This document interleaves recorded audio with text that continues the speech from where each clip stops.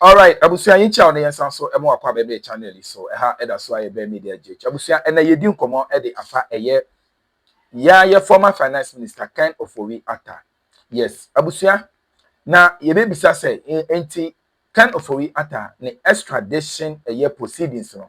Ebe ko true ama Ken Ofori Atta abepie mu ewo eye omai Ghana ama Ghana eno no adi nkomo ana say arenda eye account edi ama eye omai Ghana na ene Solomon Owusu edi nkomo na ne nkomo na odi no abusuani na efa eye Ken Ofori Atta ne green card a nyame adom ne nsa atumi aka ewo eye America bontin so sesei wa ba beye eye permanent resident ewo ho no na Solomon Owusu edi nkomo na okira sesei no eye akwaye se Ken Ofori Atta mum ewe sin the case. Yes, agenti eno kasa asem we ede akire eye Ken Ofori Atta abusia we dey ma me kasa wa pese ya yeko na yeti ensem a ye papa yi eye Solomon Owusu and his lawyers have decided to take all of us on a roller coaster. I mean, sometimes there's a guy that sang a song and said, "Kill me shy." When I hear Frank Davis and I hear Minka Primo, I'm shy of them, that they are even able to issue statements. I mean, they must respect themselves at a point. The press release from Minka Primo, as was read by Hamza, I wondered what really pushed the firm to do what they did. What were they trying to prove? What were they trying to communicate?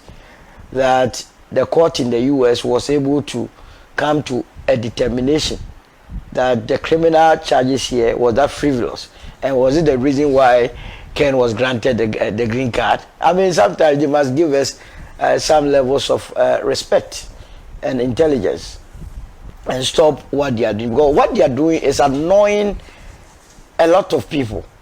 You understand? And no wonder Minka Primo is somewhat being investigated on the PDS. Is it to suggest that he, in some way, the coming back of Ken Ofori Atta also has an issue or exposes him in another direction? Remember, one of the issues that Ken has been accused of is also the PDS. Let's get that straight. Right from the beginning, we were told that Ken was going for a medical checkup. Is that not the case? At the point, they surfaced with a fake document from Mayo Clinic suggesting that it was a prostate cancer that they were treating. And if that was the case, you and I know that a lot of men in this country are suffering from prostate cancer. So it's not something that you need to be in the US to be dealt with.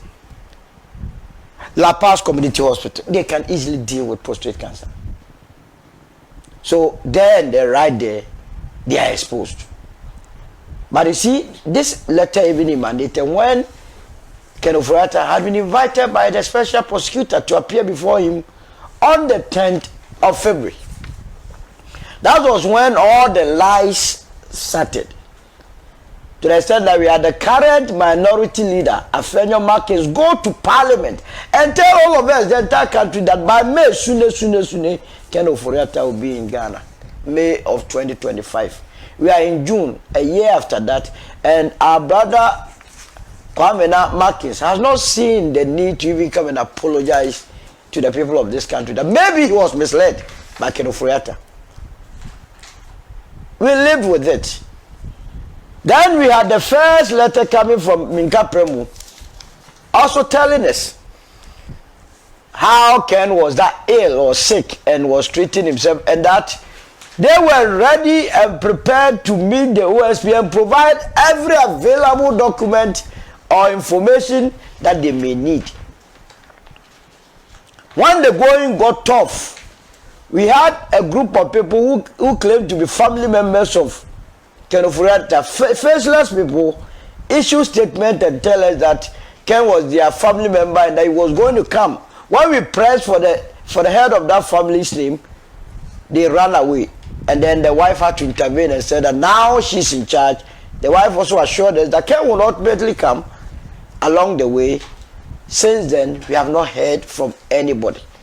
Then it came to light that, contrary to the view that some of us, their lawyers had made us to believe, Frank Davis and co had made us to believe, that the man was that sick and was at Mayo Clinic, not knowing he was chilling in an apartment in Washington. So ICE picked him up from the Washington apartment. And then do you believe for a moment that when he was picked up, if he was that ill or sick, they would have thrown him into detention? No! They saw him fit. So they sent him to detention at the Carolina Detention Center. So issues started emerging. That was when we were told that he had applied to adjust his residence status, meaning that the true intention of why he left the country was not the so-called medical attention he was seeking, but rather to adjust or get a green card or an American passport. That was it. And lo and behold, now that he has been granted a green card, we are told by the same lawyers that he was granted a green card because of what he's going through in this country. Along the line, I also came here. I remember I came here and then discussed one of the lawyers that he took. You know, this case is revealing a lot of things. And he had Kasimi. He himself was a problem back in Afghanistan. So when you have characters like this defending Ken, you must understand that the issues in there are that weighty, and that the man has made it a point that he will not come back to Ghana. But you see, whether or not he will come, I believe that he must reconsider his decision, because at a point he will come. Strangely, somewhat, he will come to this country. And this is how, or this is where those who are emotional human beings in this country, that when matters happen and time elapses more, then they begin to play the emotional keyboard, we would play back some of the things. Because you see, why? President Akufo-Addo told us that he came in to protect the public purse. Were you not told that? Yes. And that not under his watch that people make money of government or the public institutions. Now, whom did President Akufo-Addo give the purse to? Whom did he give the? Said that we are doing this banter. In fact, as early as 2018, when the government was barely a year old in office, he singled out Ken Ofori Atta that he is a national asset. Nobody had told President Akufo-Addo to name anybody who was a national asset in his government.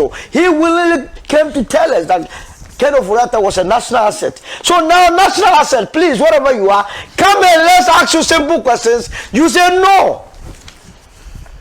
Kill me shy. But it's history that is repeating itself. Remember, his father has been the finance minister before. The same period that President Akufo-Addo's father was the ceremonial president of this country. Go and check why Busia was overthrown. They run down this country, and this country, we don't take history lessons serious. And you brought the kids. When they did that, they got away with it. So what would the kids do? Anytime you tell them that, look, the man is running away from justice, oh no, he will come. He has done nothing wrong. Yes, on the face of it, a person is innocent or what? Proven guilty. So what is preventing him from coming? One Victor Salome was that sick. I mean, I like people like that. He was not extradited to this country. He came. He failed the law. At the end of the day, he was on the wrong footing of the law, and he served his sentence. Ultimately, he died. Mr. Pepra, Kwame Pepra. But you see, Ken's own role and what is happening now, we as a country are part of what has happened. In fact, you must blame the parliament of this country. Because before Ken was nominated by President Akufo-Addo, we knew of Obotan in 1998 to 2000, what he had done to Senate. So how come at the vetting, nobody raised that issue to prevent him from becoming our finance minister? So when he got away with it, he realized that this country is only mouth, all talk, no action. And even cook certificate. Cook certificate, the man had F in economics at the level, he said yacht. He was a national asset. What are we talking about? So this administration, I believe now they have filed the extradition with the U.S. attorney. What's the name? The U.S. state. Yes. So that one is there. There is a case at the court. I believe that it has to go on. But you see, the reason why some of us still believe that he has to be here is that as part of the trial, we may discover a lot of things that it will blow your mind. And for me, nobody must be talking about trial in absentia. Either than that, in the case. So you see, before the coming of Sedna Tamaklo, a lot of people, my brothers from the MPP, including the sisters, what they were comforting themselves with was the fact that, why are you not bringing Sedna Tamaklo? To the extent that Frank Davis was even saying that. That criminal fugitive is that, why are you bringing it? So thankfully, Sedna is here. So we have crossed that part. The road is not clear. Why are they not making the same noise and say that Ken come, so that you are not, nobody is saying you are guilty? And indeed, when it comes to this country and he's not guilty, some of us will not allow that something that he has not done, you will push it on to him. But today you are struggling for the U.S. passport, tomorrow Grenadian passport, the next the Egyptian passport. What sort of life is this? That in itself is incarceration. That's the point. You are punishing yourself before the state gets involved. But I want to admonish all those that are called Ken Ofori Atta to begin to distance yourself now. Let's see you. Else tomorrow, the name Ofori Atta may have issues in holding positions in this country if you keep quiet. Now, they also make proposals, if you go to our electoral commission, that instead of having about the commissioner plus 2 deputies and 4 others, they believe that, look, the 4 others is not good enough. I mean, the commissioner and 2 deputies are enough to be able to deal with the myriad of problems I have. And I agree with them. You see, one of the problems, and you and I understand that election 2024, we were saved by some grace. It was not as though the electoral commission did a yeoman job, a beautiful job that assured us of the peace that we are enjoying today. People were ready to pounce. I saw what happened at the Okakwe Central, Patrick Boame's place. That was the first time I saw that a group of people were ready to fight. Why? Because right from the processes leading to the selection of commissioners of that commission, that body, the element of mistrust has been, as it were, introduced into the system. I mean, Sana, why would anybody sit down, and here I'm talking about the president of the day, Nana Akufo-Addo, sit down and look straight into the faces of the Ghanaian and say that a body that is supposed to be neutral, an independent body like the Electoral Commission of this country, you would nominate as a commissioner to that body a known NPP communicator. I'm sure you have heard of Dr. Peter Piahin. He has been in this country. At least when I was in the NPP, I was communicating with Peter Piahin. Now you want to assure the public that everything that commission will be doing will be fair to all sides. Then to create the impression in the minds of the people that it's truly an independent body, you must be the last person to go and nominate someone who is a known member of your political party. And as if that was not enough, remember Hajia Salima Tijani. I mean, obviously the wife of TB Damba, who was Ghana's former ambassador to Saudi Arabia, a member of the New Patriotic. You can't send that person to the Electoral Commission and still want the people of this country to believe that indeed it's a neutral body. Especially coming from the back of the history of the Electoral Commission itself, when before the days of 1968 the Ministry of Local Government was responsible for our elections, and which was one of the reasons why the coup makers cited as being the reason for the overthrow of Dr. Kwame Nkrumah. And to that extent, we needed to establish an independent body to organize free, fair and honest elections in this country. So the proposal that they are making is to settle on a commissioner, 2 deputies, and make sure that they are truly independent. Indeed, this time around, instead of the president being the one that will be nominating the electoral commissioner, they want the Council of State to take that lead and do the search for this country.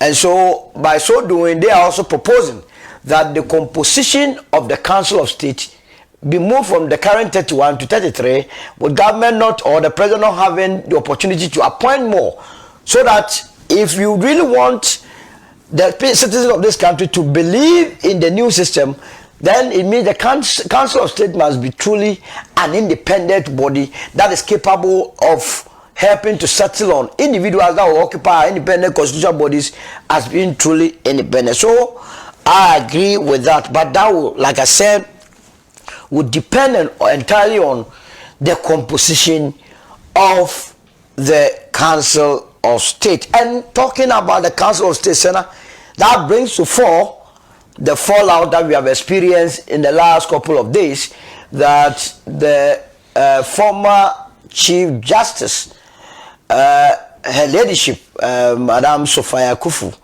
as a matter of fact, is now a known fact that she has tendered her resignation to the president and by extension this administration. And we are told that the resignation took place somewhere September of last year. It's a bit of a challenge, especially as to why the announcement to that effect did not come early. But let me say that the former Chief Justice saw the need to resign, because if she had not done so, I was going to petition for her to be booted out of the Council of State. I mean, this subject matter cannot pass without Ghanaians being reminded of her actions and inactions during the removal process of Madam Ereba Isaba Tokono. I mean, what the former CJ did cannot be contained in any serious corporate environment. That as a member of the Council of State that is responsible for constitutional, legal, and petitions of the Council of State, that you are the person, the first point of call when petitions are sent to the Council of State, you review it, you share with your colleagues, and have discussions on the subject matter, and by extension advise the president. Will do all these, and at the end of the day turn your back and say that the petitioner, you will go and side with the petitioner and be a witness to that petitioner. I mean, who does that? Especially when there was voting, when voting took place, one person abstained. What's the word for that? Abstained. We don't know whether it was even you that abstained. Now, granted that it was even Sophia Kufu that abstained. I mean, Senator, abstinence does not mean that you do not agree with what took place. It's one of two. Either you agreed but you did not want to offend the person that was affected in that occasion. Remember, the person that was on trial, or that who had been petitioned to be removed, was the Chief Justice. And she, as a former Chief Justice, maybe thought that, look, yes, I agree with the petition, but to go and vote that she will be removed would also be problematic. So let me abstain. Again, the person that was being petitioned to be removed was a woman, or is a woman. She is also a woman. So the affirmative action also takes place there. Again, both of them attended the same old school. That will also create problems. So I'm abstaining. Because if indeed the former Chief Justice believed that what was going on was wrong, I believe that she would have been better served, she would have better served the people of this country by voting no to it, so that posterity will record that and say that when it came to matters to remove the former Chief Justice Tokono, there was a member of the Council of State by name Sophia Kufu who stood up and said no. That did not happen. Then they make a very interesting recommendation to do with dual citizenship and whether or not they would be in a position, or they be allowed to occupy public positions that are barred under the Constitution currently. And this is where, Senator, initially I was for this idea, but recent developments, Senator, is giving me a totally different view And I believe that the Constitutional Review Committee must, in as much as they want to implement this, and those that will be implemented this proposal, they must take a second look at it.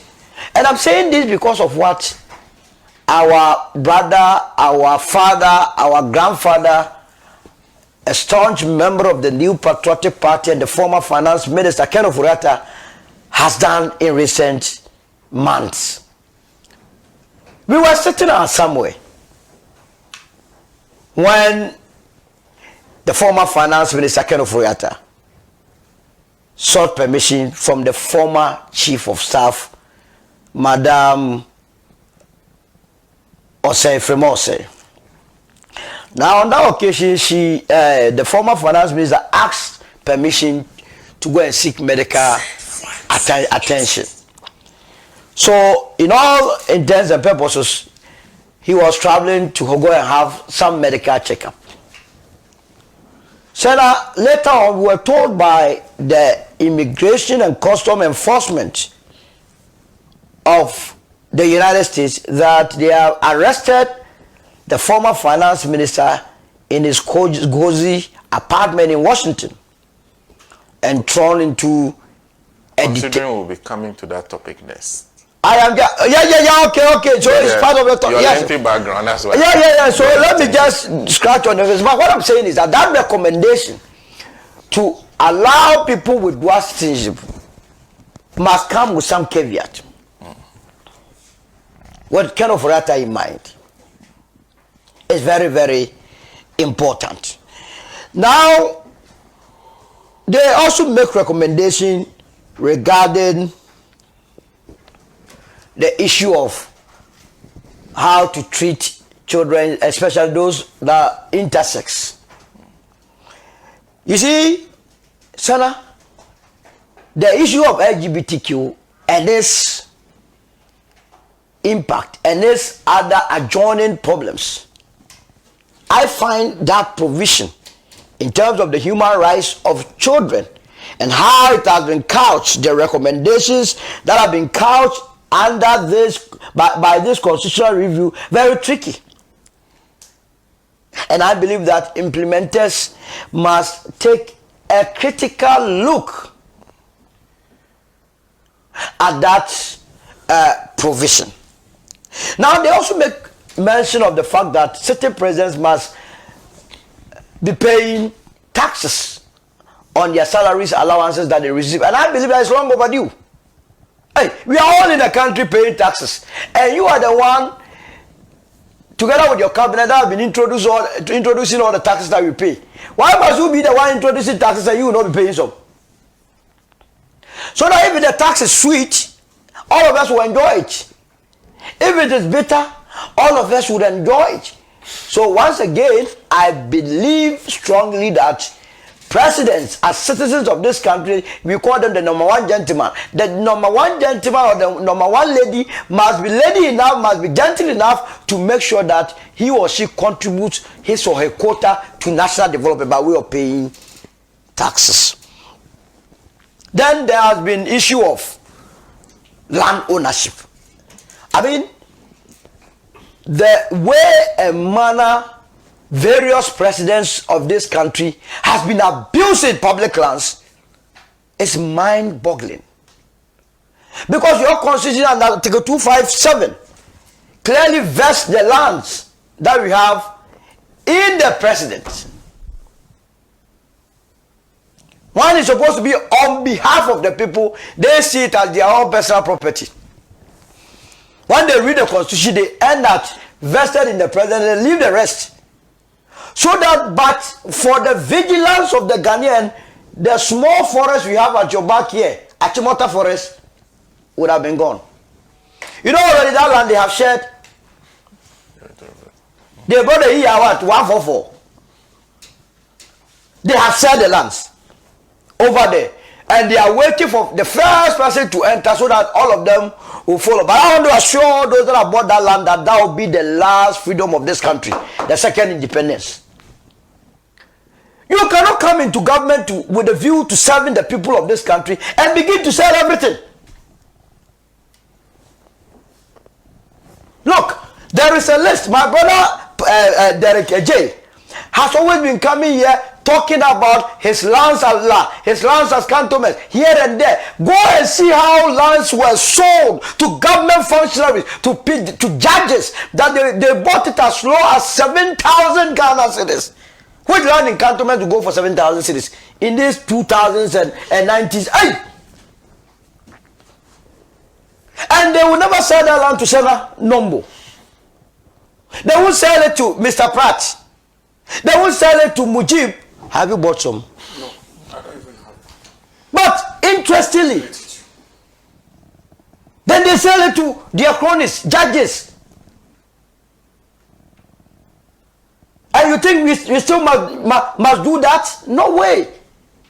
Something has to happen with it. So I agree with the Constitutional Review Committee on this subject matter that yes, something ought to be done about it. But you see, in all this, ultimately, and just to wrap up, what we must also focus on is to be getting good people leading this country.